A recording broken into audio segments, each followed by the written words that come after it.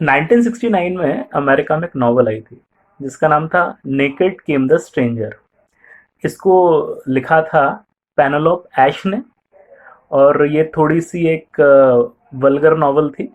और जब उस टाइम इस प्रकार की नॉवेल्स का बहुत ज़्यादा चलन था अमेरिका में, और जब ये नॉवल रिलीज़ हुई थी तो इसकी करीबन शुरुआती दौर में 20,000 कॉपीज़ बिक गई थी, यानी एक प्रकार की काफ़ी हिट किताब उस ज़माने में मानी गई थी।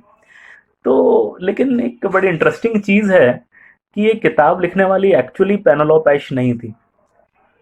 और बड़ी इंटरेस्टिंग चीज़ ये है कि पेनेलोप एश करके कोई महिला ही नहीं है, ये एक होक्स था। होक्स, अगर उसका एक हम हिंदी शब्द देखना चाहें तो वो होता है छल। होक्स का मतलब ये एक मजाक से थोड़ा बड़ा है और फ्रॉड से थोड़ा कम, यानी कहीं ना कहीं एक बड़े लेवल का मजाक। यानी एक ऐसी किताब लिखी गई थी जिसका राइटर कौन है हम नहीं जानते थे। ये किताब क्यों लिखी गई, इसका थोड़ा सा बैकग्राउंड है। न्यूज़डे करके एक अखबार होता था जिसके एक राइटर थे माइक मैकग्रेडी।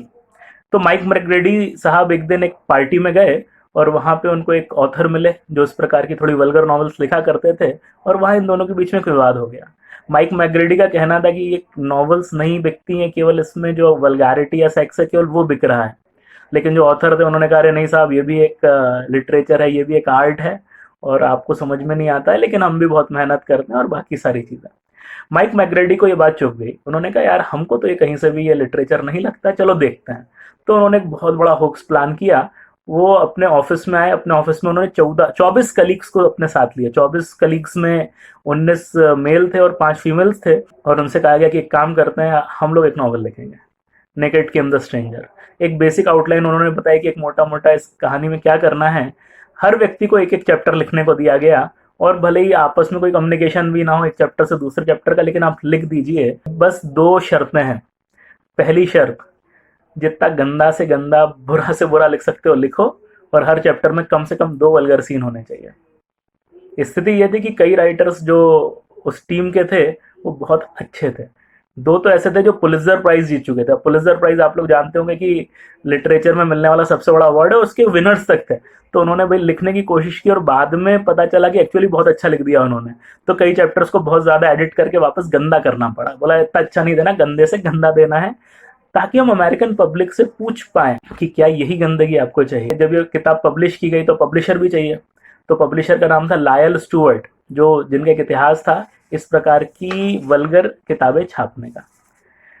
किताब छपी, बिकी, और इतना मुनाफा होने लगा कि राइटर्स को गिल्ट आने लगा कि यार हम कहीं ना कहीं धोखा किए और उसका हम मुनाफा कमा रहे हैं, तो शायद हमको क्या करना चाहिए, हमको जाके इसके बारे में बता देना चाहिए।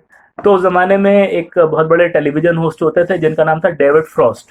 उनके इंटरव्यू में ये सारे लेखक गए और उन्होंने जाके बताया कि भाई हमने ये इस प्रकार की हरकत क्यों करी। हम बताना चाहते थे अमेरिका को कि देखिए आपको क्वालिटी से कोई मतलब नहीं है, आपका लिटरेचर में कोई टेस्ट नहीं है, बस वल्गैरिटी आपको मिल जाए तो आप उसको चला लेंगे। देखिए कहीं ना कहीं ये चीज़ आज हिंदुस्तान में भी हो रही है। बहुत सारे हमारे यहाँ आजकल ओपन सोर्स प्रोग्राम आ रहे हैं, जैसे नेटफ्लिक्स है, अमेजन है, और हॉल्ट बालाजी, और ऐसे अब तो और बहुत ज़्यादा वियर्ड अजीब अजीब से ऐप्स आ गए हैं जिसमें कोई, चलिए नेटफ्लिक्स और अमेजन में तो थोड़ा बहुत होता है, लेकिन कई ऐप तो केवल वल्गैरिटी पे ही चल रहे हैं। उनके प्रोग्राम्स लोग केवल शायद वल्गैरिटी या न्यूडिटी देखने के लिए कर रहे हैं। तो वो बताना चाहते थे कि एक्चुअली आप कुछ क्वालिटी नहीं देख रहे हैं, आप बस आपको जो गंदगी दिखा दें आप उसको एक्सेप्ट कर लेंगे। और आपने 20,000 कॉपी खरीद के ये बता दिया कि we were right, there is no quality. हमने बनाई ही ये किताब इस प्रकार से थी कि किताब में गंदगी होनी चाहिए, इसमें क्वालिटी नहीं होनी चाहिए, और आपने खरीद के बता दिया कि आपको पहचान नहीं है अच्छे और बुरे की, या आपको फर्क ही नहीं पड़ता है बुरा है तो बुरा है। सर इस इंटरव्यू के बाद किताबों की सेल कम होने के बजाय बढ़ गई, और 13 अक्टूबर 1969 तक 90,000 इसकी किताबें बिक चुकी थी। 13 हफ्ते तक ये किताब न्यूयॉर्क बेस्ट सेलर्स की लिस्ट में टॉप पे रही। खैर अब ये कंटेंट के कारण रही या इसका जो पूरा बैकग्राउंड था इंटरेस्टिंग था इसके कारण रही है, तो आपके और हमारे सोचने की बात है। अगले साल 1970 में माइक मैकग्रेडी ने इस पूरे कांड के ऊपर अपनी एक छोटी सी किताब लिखी जिसका नाम था स्ट्रेंजर देन नेकेड, और how to write book for fun and profit, जिसमें उन्होंने इस पूरे कांड के बारे में जानकारी दी थी। तो कैसा लगा आज आपको इसका वीडियो, आज के बारे में बताइएगा। हमेशा की तरह आपके सुझावों के और शिकायतों के इंतजार में। Thank you, have a great day.